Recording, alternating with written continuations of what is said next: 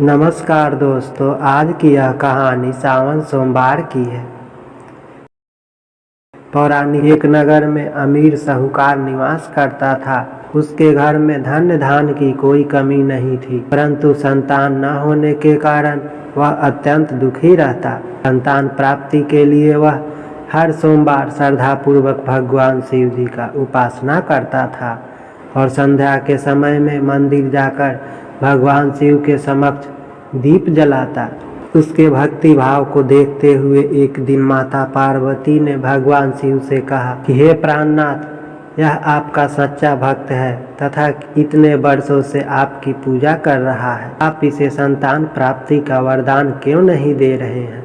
माता पार्वती का प्रश्न सुन भगवान शिव ने उन्हें बताया कि साहूकार के पिछले जन्म के कर्मों के कारण उसके भाग्य में संतान सुख नहीं लिखा है।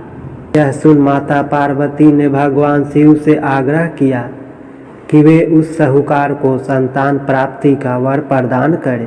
माता पार्वती के आग्रह के बाद भगवान भोलेनाथ ने ये बात मान ली और स्वप्न में उस साहूकार को दर्शन देकर संतान प्राप्ति का वरदान दिया। इसके साथ ही भगवान ने उन्हें यह भी बताया कि उसका पुत्र अल्प आयु होगा और वह केवल 16 वर्ष तक ही जीवित रहेगा। साहूकार को इस बात की हार्दिक प्रसन्नता तो हुई, लेकिन वह संतान को कुछ समय बाद खोने के विचार से चिंतित हो गया। उसने पूरा वृत्तांत अपने पत्नी को सुनाया। पुत्र की अल्प आयु के बारे में सुनकर उसकी पत्नी भी अत्यंत दुखी हो गई।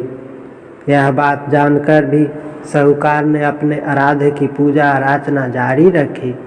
कुछ समय पश्चात उसकी पत्नी गर्भवती हो गई और उसने एक सुंदर बालक को जन्म दिया। उन्होंने उस बालक का नाम अमर रखा।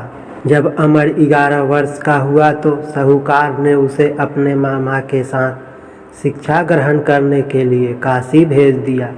काशी जाने से पहले साहूकार ने बालक के मामा को कुछ धन दिया और कहा कि तुम जिस भी मार्ग से जाना वहाँ यज्ञ और ब्राह्मणों को भोजन अवश्य कराना।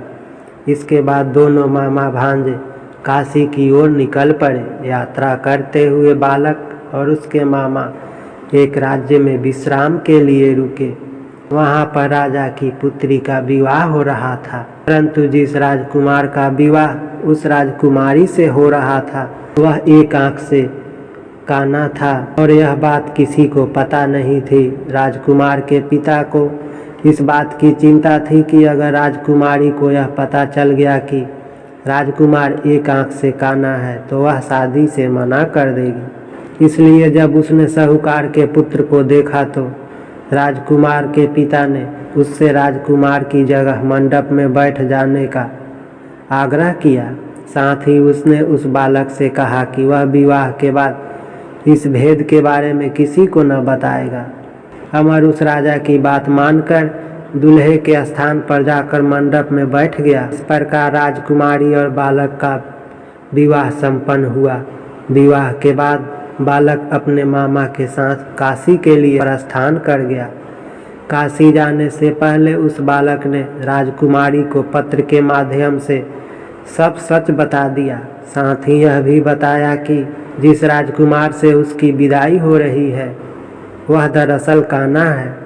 सत्य जानकर राजकुमारी ने उस राजकुमार के साथ जाने से मना कर दिया। वहीं दूसरी ओर मामा भांजे काशी पहुंच गए। वहाँ कुछ वर्ष रहने के पश्चात वह बालक 16 वर्ष के हुआ तो मामा भांजे ने एक यज्ञ का आयोजन किया। यज्ञ के समापन के बाद उन्होंने ब्राह्मण को भोजन भी कराया और दान दक्षिणा दी। इसके पश्चात बालक की तबीयत खराब होने लगी। मूर्छित होकर जमीन पर गिर गया और उसकी मृत्यु हो गई। जब उस बालक के मामा ने बालक को इस अवस्था में पाया तो वह जोर जोर से विलाप करने लगे। उसी समय भगवान शिव और माता पार्वती उस मार्ग से गुजर रहे थे। जब उन्होंने विलाप की आवाज़ सुनी तो माता पार्वती ने भगवान शिव से आग्रह किया कि वो उस रोते हुए व्यक्ति का कष्ट दूर करे। तब भगवान शिव ने देवी पार्वती को बताया कि वह वही साहूकार का पुत्र है जिसे जिसे उन्होंने 16 वर्ष तक जीवित रहने का वरदान दिया था। तब माता पार्वती ने कहा कि हे प्राणनाथ, इस बालक का पिता पिछले 16 वर्षों से सोमवार का व्रत करते हुए आपके समक्ष दीप जलाता है। कृपया आप इसके दुखों को दूर करें। माता पार्वती के वचन सुन भगवान शिव ने अमर को जीवन का वरदान दिया। इसके बाद वह बालक जीवित हो गया। यह देख उसके मामा की प्रसन्नता का कोई ठिकाना नहीं रहा। इसके बाद काशी से पढ़ाई पूरी करने के बाद वह दोनों वापस घर की ओर निकल पड़े। रास्ते में फिर से वह नगर पड़ा जहां अमर का विवाह वहां की राजकुमारी से हुआ था। जब राजकुमारी ने अमर को देखा तो वह उसे तुरंत पहचान गई। राजकुमारी के पिता राजा ने भी अमर के साथ अपनी पुत्री को विदा कर दिया। दूसरी ओर साहूकार और उसकी पत्नी यह सोचकर अत्यंत दुखी थे कि 16 वर्ष की आयु के बाद उनके पुत्र की मृत्यु हो जाएगी। लेकिन जब उन्होंने देखा कि उनका पुत्र अपनी वधू के साथ सुरक्षित घर वापस लौट आया है तो उनके सारे कष्ट दूर हो गए और उन्होंने खुशी मन से उन दोनों का स्वागत किया। इस प्रकार भगवान शिव का निरंतर आराधना से साहूकार को न केवल पुत्र प्राप्ति हुई बल्कि उसके पुत्र को जीवन दान भी मिला। सोमवार की कहानी अच्छी लगी तो प्लीज़ वीडियो को लाइक और चैनल को सब्सक्राइब कीजिए। धन्यवाद।